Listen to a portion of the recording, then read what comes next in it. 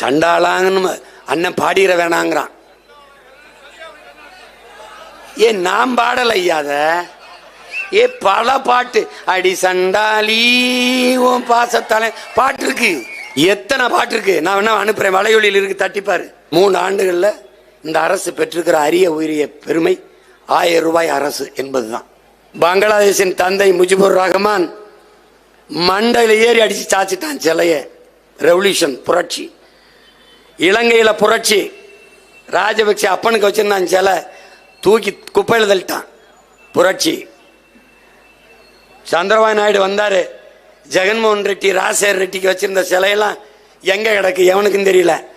அதே நிலைமை இங்க வரல.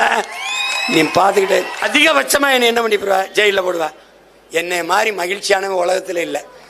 ஒரு ஃபோன் தொல்லை இல்லை, ஒரு இது இல்லை. நிம்மதியாக படிப்பேன், நிம்மதியாக குறிப்பெடுப்பேன். எப்போ வெளியில் விட்டே வந்து உன்னை கொல்லுவேன். அரசியல் வெங்காயம் சார்பாக நண்பர்களுக்கு வணக்கம். நாம் இன்னைக்கு சீமான் அண்ணனை பற்றி தான் பேச போகிறோம். நம்ம ரொம்ப நாள் ஆச்சு சீமான் அண்ணனை பற்றி பேசி, இன்னைக்கு பேசிடுவோம். இப்போ இந்த சண்டாளன் அப்படிங்கிற அந்த வார்த்தைக்கு வருவோம். இதுதான் சொல்லி சொல்லி என்னை கைது பண்ணிப்பார், முடிஞ்சா என்ன உள்ள வை, என்ன உள்ள வச்சேன்னா நான் வெளியே வந்தேன்னா உன்னை அவ்வளோதான், உன்னை அப்படி பேசிடுவேன், இப்படி பேசிடுவேன், உன் சிலையை சாச்சிருவேன், உன் தலையை வீழ்த்திடுவேன் அப்படின்லாம் பேசிக்கிட்டு இருக்காப்புல. முதல்ல இந்த சண்டாளங்கிற வார்த்தை அது ஒரு சாதியை குறிப்பிடுற வார்த்தை அப்படின்னு சொல்லிட்டு அது அந்த சாட்டை துரைமுருகனுக்கே தெளிவாக தெரியும். தெரிஞ்சாலும் வேணும்னே அவன் அந்த பாடி நீதிமன்றம் வரைக்கும் போய் நீதிமன்றம் கண்டித்து மன்னிப்பு கடிதம் சாவர்கர் வழியில் எழுதி கொடுத்துட்டு இனிமே பேச மாட்டேன்னு வெளியே வந்திருக்கான். அந்த வழக்கு மூலமாக நீதிபதிகள் என்ன அறிவுறுத்தியிருக்காங்க அப்படின்னா, இந்த வார்த்தையை இனிமே பொது மேடைகள்லையோ அரசியல் மேடைகள்லையோ சினிமாக்கள்லையோ காமெடியாவோ எந்த விஷயத்துக்காகவும் கலாய்க்கிற விஷயமாவோ எந்த விஷயத்துக்கும் இந்த வார்த்தையை பயன்படுத்தக்கூடாது அப்படின்னு சொல்லி அறிவுறுத்தியிருக்காங்க. அப்படி மீறினா வழக்கு தொடுக்கப்படும்லாம் சொல்லப்பட்டிருக்கு. இருந்தாலும் கூட அண்ணன் என்ன பண்றாரு, நான் என்ன இந்த வார்த்தையை புதுசா சொல்லிட்டேன்னா, அந்த பாட்டுல இந்த மாதிரி இருக்கு, இந்த பாட்டுல அந்த மாதிரி இருக்கு, அவர் அங்க எழுதியிருக்காரு, இவர் இங்க எழுதியிருக்காரு, கலைஞரே எழுதியிருக்காரு, அப்போ நான் என்ன புதுசாவா சொல்லிட்டேன் அப்படின்னு சொல்லிட்டு உருட்டிட்டு நான் பாடுவேன், நீ முடிஞ்சா கேஸ் போடு, நான் பாடுவேன், நீ முடிஞ்சா உள்ள வையே, நான் உள்ள வச்சேன்னா நான் போய் உள்ள படிச்சுட்டு குறிப்பு எடுத்துட்டு வந்துட்டு உன்னை வெளியே கொன்னே போடுவேன் அப்படின்னு சொல்லி சீன் போட்டுக்கிட்டு இருக்காரு. இப்போ போய் படிச்சுட்டு குறிப்பு எடுக்க வேண்டியதானே, என்ன கழட்டிக்கிட்டா இருக்கீங்க? அவ்வளோ பிஸியாக நீங்கள் கழட்டிக்கிட்டா இருக்கீங்க. தினம் சாப்பிட்றது, தண்ணி போடுறது, பத்திரிகையாளர் சந்திப்பு நடத்துறது, சாப்பிட்றது, தண்ணி போடுறது, பத்திரிகையாளர் முன்னாடி வளருது, சாப்பிட்றது, தண்ணி போடுறது, பத்திரிகையாளர் முன்னாடி வளருது. இதே தானே ரிப்பீட்டடாக வேலை பண்ணிட்டு இருக்கீங்க. நீங்கன்னா அப்படியே போராட்டம், ஆர்ப்பாட்டம், கண்டனம், பொதுக்கூட்டம், பெரிய மாநாடு, அப்படியே தமிழக அரசியலே கட்டுக்கோப்பாக கையில் அடக்கி வச்சுக்கிட்டு எந்த ஒரு அநீதியும் மக்களுக்கு இழைக்கப்பட்டிருக்கூடாது, எங்கே ஆணவ படுகொலை நடந்தாலும் ஆர்ப்பாட்டம் நடத்துறது, போராட்டம் நடத்துறது, அவங்களுக்கு வழக்கு நடத்துறது, தண்டனை வாங்கி கொடுக்கறது, இந்த மாதிரிலாம் அப்படியே பண்ணிக்கிட்டு இருக்கீங்களா? எங்கே கள்ளச்சாராயம், மது ஒழிப்பு பிரச்சாரம், சாதிவாரி கணக்கெடுப்புக்கு போராட்டம் பண்ணுறது, அப்படி அறுத்து தள்ளிக்கிட்டு இருக்கீங்களோ? இப்போ குறிப்பெடுக்கிறதுக்கே இவருக்கு நேரம் இல்லை, அப்படியே அறுத்து ஏக்கர் கணக்கில் தள்ளிக்கிட்டு இருக்காரு அவருக்கு. இதனால இவரை நாங்கள் வேலை வெட்டி கெட்டு மெனக்கெட்டு இவரை அரெஸ்ட் பண்ணி உள்ளே போட்டால் இவர் போய் அங்கே குறிப்பெடுத்துக்கிட்டு இருப்பாராம். குறிப்பெடுத்துட்டு உன்னை கொன்னே போடுவேன், உங்கள் அப்பா என்ன உள்ள வச்சார், இப்போ நீ உள்ள வச்சுப்பார் அப்படின்னு கதை அளந்துக்கிட்டு இருப்பாரு. ஒரு அரசியல் தலைவனாக இருந்தால் என்ன பண்ணணும்? இந்த வார்த்தை 1000 பேர் சொல்லியிருக்கலாம், நிறைய பாடல்களில் பயன்படுத்தியிருக்கலாம், காமெடி காட்சிகளில் வந்திருக்கலாம், யார் வேணால் எழுதியிருக்கட்டும், கலைஞரே கூட எழுதியிருக்கட்டும். இன்னைக்கு இது ஒரு சாதிய வார்த்தை, ஒரு சமூகத்துக்கு எதிரான வார்த்தை, அந்த சமூகத்தை இழிவுபடுத்துகிற மாதிரி இனிமே இந்த வார்த்தையை பயன்படுத்தக்கூடாது அப்படின்னு சொல்லிட்டு அறிவுறுத்துறாங்களா இல்லையா? இப்படி தானே ஒவ்வொரு விஷயத்தையும் நம்ம பேசி பேசி கடந்து வந்திருக்கோம். ஒரு பாடி ஷேமிங்காக இருக்கட்டும், ஒரு மாற்றுத்திறனாளிகளை கிண்டல் பண்ணுறதா இருக்கட்டும், அவங்க ஊனத்தை வச்சு கிண்டல் பண்ணுறதா இருக்கட்டும், ஒரு திருநம்பிக்கைகளை அவங்கள கிண்டல் பண்ணி பேசுறதா இருக்கட்டும், எல்லாமே எதன் மூலமா ஒரு மாற்றம் நிகழ்ந்திருக்கு? முற்போக்காளர்கள், பகுத்தறிவுவாதிகள், நாகரிக உலகத்தை விரும்புறவங்க, சமத்துவத்தை விரும்புறவங்க, யார் மனசையும் நோகடிக்க கூடாதுன்னு நினைக்கிறவங்க, இந்த மாதிரி சமூகமா பேசி பேசி பேசி பேசி தானே ஒரு சமூக மாற்றத்துக்குள்ள நம்ம பயணிச்சுக்கிட்டு இருக்கோம். அப்படி இருக்கும்போது சண்டாளங்கிற வார்த்தை ஒரு சமூகத்தை இழிவுபடுத்துற மாதிரி இருக்கா? அவன் எத்தனை இடத்துல யார் வேணா எழுதியிருக்கட்டும், யார் வேணா பாடல் பாடியிருக்கட்டும், யார் வேணா காமெடி காட்சிகளில் நடிச்சிருக்கட்டும், ஒரு அரசியல் தலைவனா அது தவறுன்னா தவறு, இனிமே பயன்படுத்த மாட்டேன் அப்படின்னு நீ சொல்லியிருக்கணும். நீ அவனை கைது பண்ணிட்ட, நானும் பாடுறேன், என்ன கைது பண்ணிப்பார், உள்ள வச்சுப்பார் அப்படிங்கிற ஜெயிலுக்கு போக துணிஞ்ச ஒரு நபரா இருந்தா உண்மையிலேயே ஒரு 3 மாதத்துக்கு முன்னாடி விஜயலட்சுமி வந்து சென்னையில் கம்ப்ளைண்ட் கொடுத்துக்கிட்டு விஜயலட்சுமி வீரலட்சுமி அப்படின்னு தொடர்ந்து பரபரப்பாக போயிட்டு இருந்துச்சு. போலீஸ் ஸ்டேஷன் கோர்ட்டுன்னு அலைஞ்சிங்க இல்லை? அப்போ திடீர்னு திமுக திராவிட கட்சி திராவிடெல்லாம் உங்கள் பங்காளியாக மாறிட்டாங்க.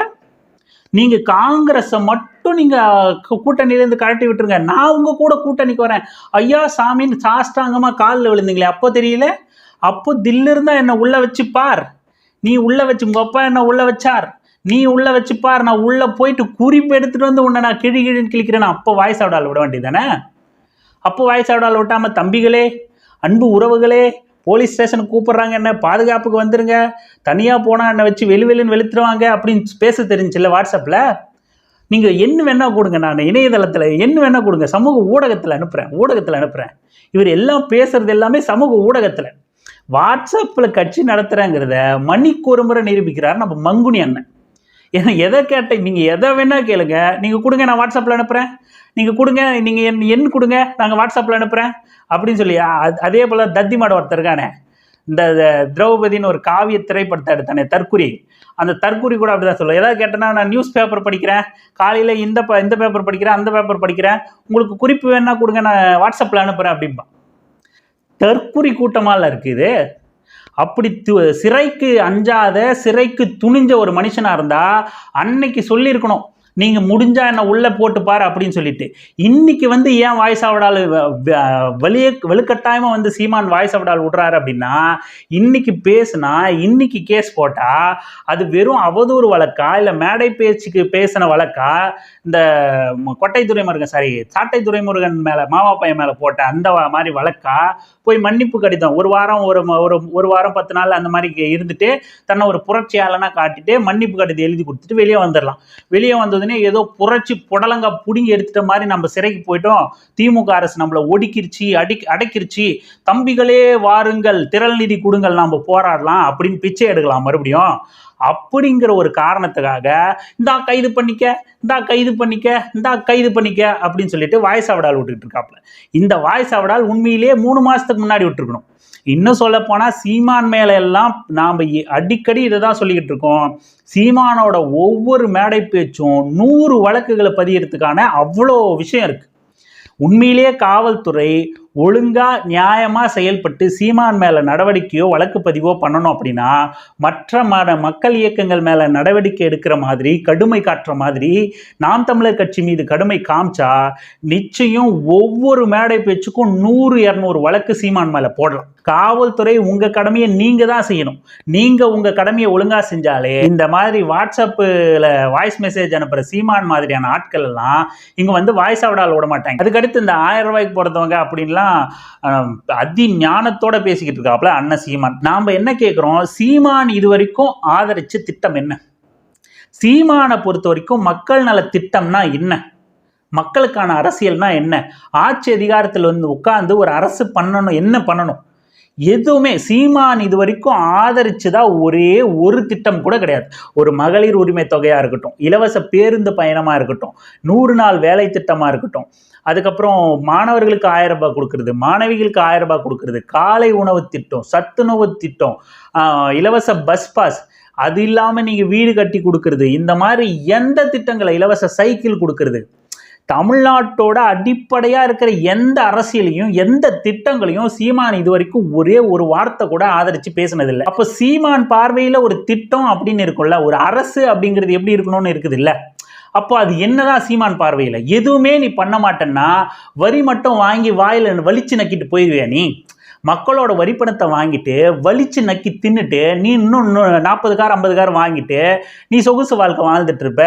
நீ ரேடிசன் ஹோட்டலில் ஐடிசி ஹோட்டலில் உட்காந்துட்டு 5 ஸ்டார் ரூம் போட்டு குடிச்சுட்டு மல்லாக்க பழுத்துட்டு வாட்ஸ்அப் மெசேஜ் மயிரே பிசுரே மசுரே உசுரே அப்படின்னு பேசிக்கிட்டு இருப்பேன். நான் உட்காந்து கேட்டுக்கிட்டு இருக்கணும், நான் முதலமைச்சர் ஆகிட்டா அப்படின்னு நாம் கேட்கல, மக்கள் கேட்குறாங்க.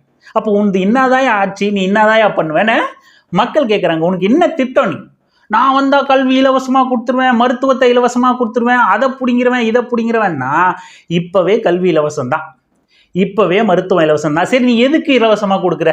நீ எதுக்கு கல்வியையும் மருத்துவத்தையும் இலவசமாக கொடுக்கணும்? உன்னை பொறுத்த வரையும் தான் படிக்கிறது தவறு. ஏன்னா உன்னை பொறுத்த வரைக்கும் படிக்கக்கூடாது, படிக்கிறது வேஸ்ட்டு, ஆடு மாடு மேய்க்கணும், சாணி அள்ளணும், ஹெலிகாப்டரில் வந்து புட்டு புட்டு புட்டு புட்டு புட்டுன்னு மாடு எல்லாம் ஒன்றா விரட்டி சாணி அள்ளணும், ஹெலிகாப்டரில் வந்து சாணி அள்ளணும், மிஷினை வச்சு வேக்கம் கிளீனரை வந்து சக்கு சக்கு சக்கு சக்குன்னு சாணி அள்ளணும். அப்போ உன்னை பொறுத்த வரைக்கும் படிக்கிறது வேஸ்ட்டு, டாக்டராக ஆகவே கூடாது. ஏங்க டாக்டர் ஆறுமுகம் நீங்கள் என்ன பண்ணுறீங்க, ஃப்ரீயாக இருக்கீங்களா? அப்போ எனக்கும் யாரும் வரல, வாங்க 2 பேரும் மாற்றி மாற்றி ஊசி போட்டுக்கோன்னு நாம் நீட்டுக்கு எதிராக போராடிக்கிட்டு இருந்தா, நீங்கள் அந்த நீட்டுக்கு எதிரான போராட்டத்தில் எச்ச வேலை பார்க்குற மாதிரி டாக்டர் தான் படிக்கணுமா என்ன? இந்த மாதிரி மாற்றி மாற்றி நாமளே ஊசி போட்டுறதுக்கு எல்லாருமே எதுக்கு டாக்டர் ஆகிறீங்க அப்படின்னு டாக்டரையும் படிக்கக்கூடாதுங்கிற. அப்போ எல்லாரையும் படிக்க விடாமல் சாணி அல்றவனா மாற்றிட்டு யாரை வச்சு நீ இலவச மருத்துவம் கொடுப்ப? யாருக்கு நீ இலவச கல்வி கொடுப்ப? கேள்வி இருக்கா இல்லையா?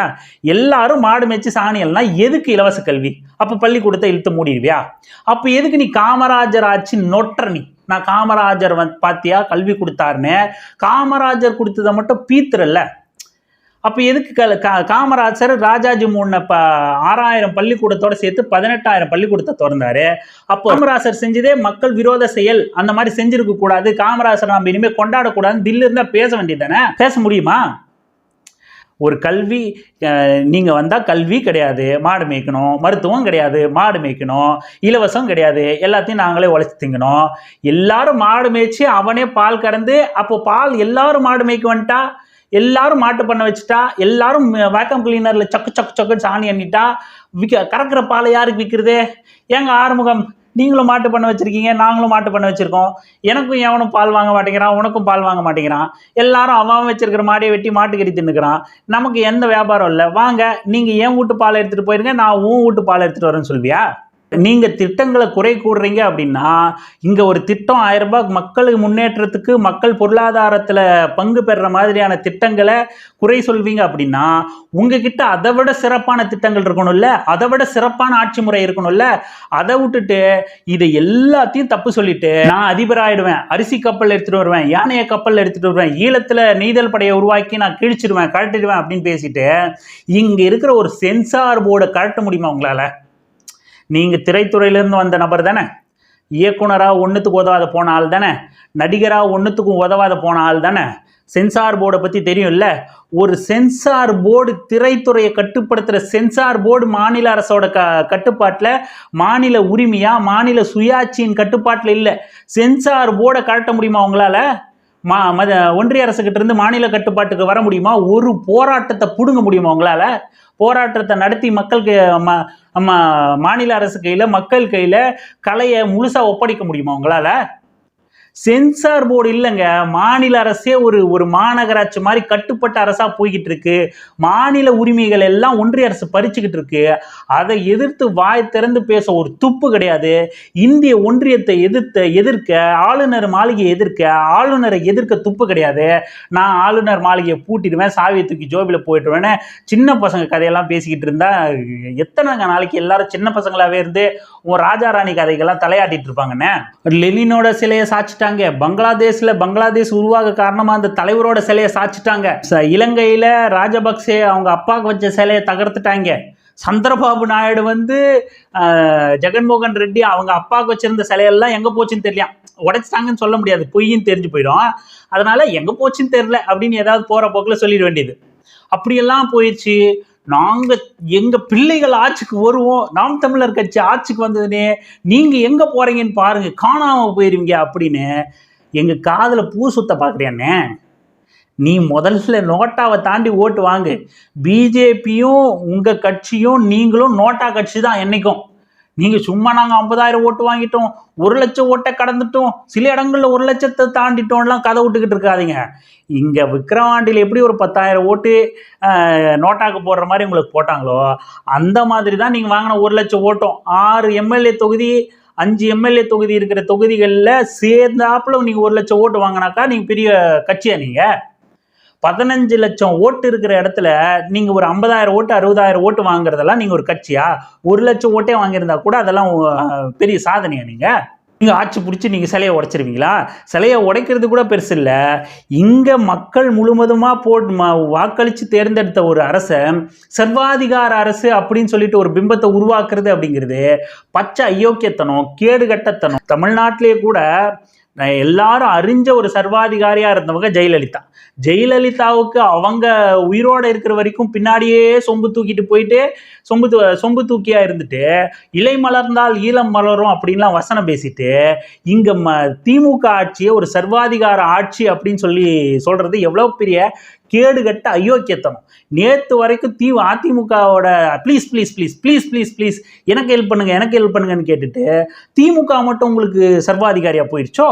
சர்வாதிகாரியான ஜெயலலிதா வழியில் வந்த அதிமுகவும் ஜெயலலிதாவும் உங்களுக்கு சர்வாதிகாரி கிடையாது. இந்திய ஒன்றிய அரசு மாநிலங்களை எல்லாம் ஒரு மாவட்ட மாநகராட்சி ரேஞ்சுக்கு அதிகாரங்களை பறிச்சு ஒடுக்கிக்கிட்டு இருக்கிற ஒன்றிய அரசும் பாஜகவும் சர்வாதிகாரி கிடையாது. அவங்களோட செலவோடையும் அவங்களோட சித்தாந்தவிலும் பேச மாட்டீங்க. ஒரு மாநில அரசு, மக்களால் தேர்ந்தெடுக்கப்பட்ட மாநில அரசு உங்களுக்கு சர்வாதிகாரி. லெனின் சிலை உடஞ்சிருச்சு, ராஜபக்சேவோட அப்பஞ்சலை உடஞ்சிருச்சு, அவன் சிலை உடஞ்சிருச்சு, இவன் சிலை உடஞ்சிருச்சு, நாளைக்கு பார் நாங்கள் பிடுங்கிருவோம் அப்படின்னு சொல்லிட்டு சொல்றாரு. விஜயகாந்த் அவர்களோட படத்தை வேற உதாரணம் சொல்ற. வைதேகி காத்திருந்தால அவரு 4 சீனுக்கு முன்னாடியே செத்துருவாரு. அவரை நிக்க வச்சு வர ரவுடிங்களுக்கு பயம் காட்டிடுவாரு. அப்புறம் காத்தடிச்சதுன்னே அவர் கீழே விழுந்துருவாரு அப்படின்னு ஒரு கதை சொல்றாரு. உண்மை என்னன்னா, அது போதுன்னே உனக்கும். அந்த செத்த விஜயகாந்த் மாதிரி தான் திமுக அரசு, நீங்களும் காத்தடிச்சா விழுந்துருவீங்க அப்படின்னு சொல்றாங்க. அந்த படத்துல உயிரில்லாத விஜயகாந்தே எப்படி எதிரிகளை பயமுறுத்தினாரோ அப்படி வெறும் பெரியாரோட படம் போதும் உங்களுக்கு. நீ அந்த அளவுக்கு ஒரு படம் கூட தேவையில்லை, பேர் போதும் உங்களுக்கு. நீங்க படத்தை பார்த்தாலே பேரை கேட்டாலே உங்களுக்கு போதும். உங்களெல்லாம் உங்க ஜஸ்ட் லைக் தட்னு ஹேண்டில் பண்ணுறதுக்கு உங்களுக்கு ஒரு ஆள் உயிரோடவே உங்களை எதிர்க்கணும்னு அவசியம் இல்லை. நீ ஒரு வாட்ஸ்அப் குரூப்னே, அதை மறந்துட்டு நீ எதையோ பேசிக்கிட்டு இருக்க. நீ எக்ஸ்பைரி ஆகி ரொம்ப நாள் ஆயிடுச்சு, அப்டேட் பண்ணலாம் வாட்ஸ்அப்பை அப்படின்னு முயற்சி பண்ணிக்கிட்டு இருக்க. அது முடியாது. நீ ஃபீல்ட் அவுட் ஆனது தான். விஜய் கொஞ்ச நாளில் மாநாடு அறிவிச்சாருன்னா நீ கொஞ்சம் நெஞ்சம் பேர் கட்சி யாராவது உச்சரிக்கிறதும் காணாம போக போகுது. அதுதான் நடக்கும். சீமான் அப்புறம் சோத்துக்கு என்ன பண்ணுவாருன்னு தெரியல, ஏதாவது பண்ணுவார். அவர் பழகிட்டார் சொகுசு வாழ்க்கையை, அதை விட மாட்டார். என்ன பேசியாவது, என்ன கேவலமா திட்டு வாங்கியாவது, நான் உங்க அம்மாவை அசிங்கமா பேசுறேன், நீ வேணா எங்க அம்மாவை அசிங்கமா பேசிக்க அப்படின்னு சொல்லியாவது அவங்க முதலாளிகிட்ட காசு வாங்கி ஓசி குடிச்சு சொகுசு வாழ்க்கையை மட்டும் அனுபவிப்பாரு. கட்சி பார்ப்போம். அதுக்கு தான் இப்போவே பஸ் எடுக்கிறதுக்கு முன்னாடி சீட்டில் துண்டு போட்டு சீட்டு பிடிக்கிற மாதிரி விஜய் இன்னும் மீட்டிங் எதுவும் என்ன ஏதுன்னே அரசியலை பற்றி சொல்லலை. அதுக்கு முன்னாடி என் தம்பி வந்தானா கூட்டணின்னு சொல்லிக்கிட்டு இருக்காப்புல. என்ன நடக்குதுன்னு பார்ப்போம். நாகரிகமாக பேச கற்றுக்கணும். சீமான் திருந்தணும் அப்படிங்கிறது நம்ம எல்லாரோட ஆசை. ஆனால் சீமான் திருந்துறதுக்கு வாய்ப்பு இல்லை அப்படின்னு தான் நினைக்கிறோம். பார்ப்போம். தொடர்ந்து பயணிப்போம். தொடர்ந்து இணைந்திருங்கள் அரசியல் வெங்காயம் சேனலுடன். நன்றி, வணக்கம்.